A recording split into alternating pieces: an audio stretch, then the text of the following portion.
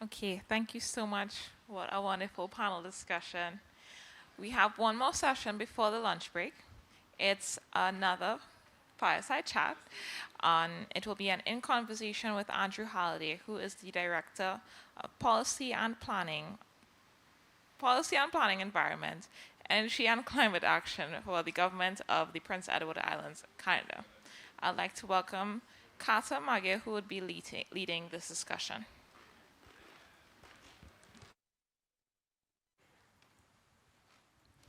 Hi, everyone, for our online and offline audience. And welcome, Andrew. Thank you for accepting our invitation. If, meanwhile, we pull up your slides, can you tell us about a little bit where Prince Edward Island is? What's the context? How big is it so we can imagine it a bit better and the struggles it's going through? Certainly. Thank you so much, Kata. And I understand this is the last session before lunch for the folks here on site, so we'll be as concise as we need to be with this session and get you to lunch. So it's a pleasure to be here on behalf of the government of Prince Edward Island. Prince Edward Island is a subnational island jurisdiction within the Canadian Federation, and so just a little context for everyone as to where we are. Geographically situated. So we are in the Atlantic Ocean on the eastern coast of Canada. And as I alluded to in an earlier discussion, we are a Canadian province similar to our sister provinces of Nova Scotia, New Brunswick, Quebec, Ontario, and so forth west. And so we are granted that autonomy and that jurisdiction that comes with being a Canadian province. And so to talk about kind of the deployment of renewable energy for us and what our journey has been as an island jurisdiction, I think I'm going to start kind of at the beginning with what we've done over the last about 2 decades with respect to our deployment of our renewable energy, and then talk about maybe, I'm sure you've got some questions about what we're doing now with some of our legislative agenda and some of what we're seeking to do into the future. And so I wanted to speak firstly about wind. Wind is the primary renewable energy source that we have in Prince Edward Island. Our government started all the way back in 2001 and installed our first utility scale wind farm. And we do a community-based model on our island, so it's actually owned by the Crown Corporation. So I work for the Prince Edward Island Energy Corporation. It's our asset, and what happens with the revenue that comes from the wind farm is that goes back into government to be able to be spent on programming and infrastructure needs in the jurisdiction. And so we think it's a very unique model. We're able to leverage the capital that we need to build it. And in 2001, we were very much an early adopter in Canada. At this point in time now, here we are in 2023, there's about 203 megawatts of wind that's installed on Prince Edward Island, 94 megawatts of which are publicly owned. So there is some private developers as well that have entered into the space in the last 2 decades. But at its peak, we were supplying about 25% of our electricity needs via wind energy. You are just answering all my Oh, questions that I want to ask, yes. but no, that's great. Yeah. Go on. The other thing I just wanted to mention, and this is our wind site up on the northwestern tip of the province, we're also home to the Wind Energy Institute of Canada. So we worked very early on as we were early into the field, and we established an R&D site that is really a wind testing site, proving ground for manufacturers and for turbine design. And it's something that's been around for about 20 years as well. And so it's a really important asset, being a national level kind of research institution that really shows our credentials of being into wind quite significantly. So that's our history with wind, and I can speak in a few minutes about what we're doing currently, most recently. I did also want to quickly talk about hydrogen as well. And so hydrogen, of course, as you know, Kata, hydrogen is a hot topic these days. The potential for hydrogen as a fuel to transition our economies as well as the economic and environmental impacts. And so Prince Edward Island was actually quite early into the field of hydrogen. We set up a test site, a pilot, in 2004, 2005. Can you give us a context that how early was it, like, to other countries? So when did it come, like, more popular with Sure. I think hydrogen, as we have these conversations about how we get towards net zero, hydrogen is seen as one of those fuels, a transitionary fuel alongside other forms, perhaps a little more carbon intensive, like natural gas or something like that. But there is that need for that transitionary fuel to get us completely off of the hydrocarbons. And so in 2004, 2005, the government of the day set it up. It was a wind hydrogen site So using our wind resource that had just been established and looking at how we could use that to produce some hydrogen from the wind. The pilot was a success to a certain point. We obviously faced some challenges with access to the hydrogen fuel and the size of the electrolyzer. And then the other thing was, as our electricity load grew, we actually needed the electricity for, I should say, the wind energy for the electricity. We didn't necessarily have extra energy that could be used for those projects. But I wanted to make that point with this $10 million pilot back in 2005, that we were very much at the front edge, especially from a Canadian context. And we did learn some lessons from what we tried to do back 2 decades ago now, surprisingly as it is to say that. And so I think that's kind of what we have done previously, and I'm sure maybe have some insights around our current efforts. Yes, you mentioned that you have very ambitious net zero goals. Can you tell us a little bit about that? What are your goals for 2030, right? 2040, yes. So we have 2040 net zero goals, which are the most ambitious goals in Canada. We have a significant start on the energy side of things. Obviously, there are challenges around industry and around transportation being significant contributors to that challenge. But we are legislatively mandated to get there by 2040. And so our government has made a number of investments, both on the utility scale as well as at the household level, important interventions around efficiency and using less energy, the ability to have net zero buildings and that kind of thing, really upgrade our building code and our building stock. But we are confident that we'll get there. So as part of that effort, alongside the legislative targets, I should mention that with respect to wind, so we have an expansion to one of our existing wind farms that has had some regulatory challenges. It's probably taken about 4.5 years to get through the regulatory process, which is a long time, and that's some of the challenges that you see around trying to make sure that you can get these projects stood up in an appropriate time. It has been overcome at this point. I think you'll see us start to work on that project here in the coming months, and I think we're hoping to have that online by 2026. That'll add another 30 megawatts of wind to our province. We're currently in the process as well as developing a new provincial energy strategy, and I can tell you from the modeling that we've done and that I've seen, we're going to need to deploy additional wind here in the near term to try and achieve those goals that we talked about earlier. And how do you help your citizens on the household level to reach these goals? Yes, so we have a significant interventions through our sustainability division with the Department of Environment, Energy and Climate Action.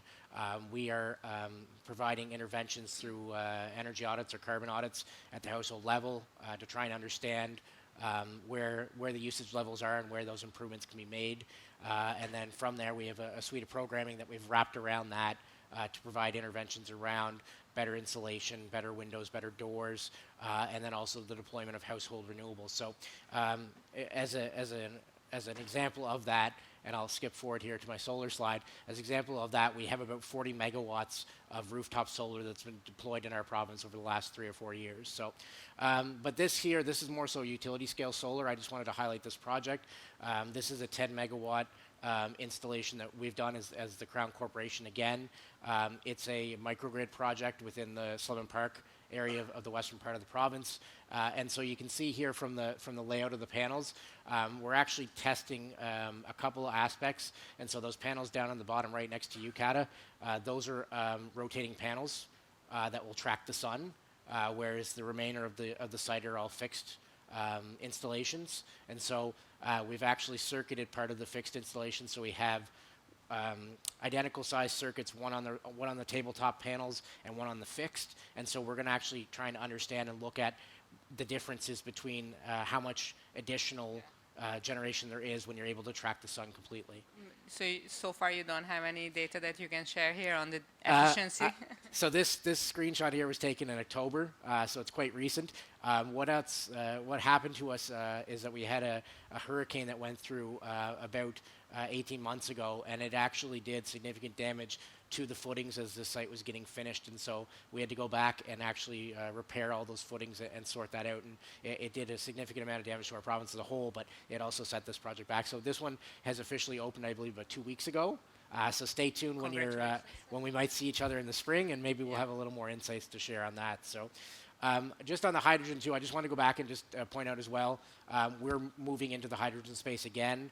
We've got some commercial enterprises in the province that are looking to get into hydrogen. There's obviously some interest in green hydrogen.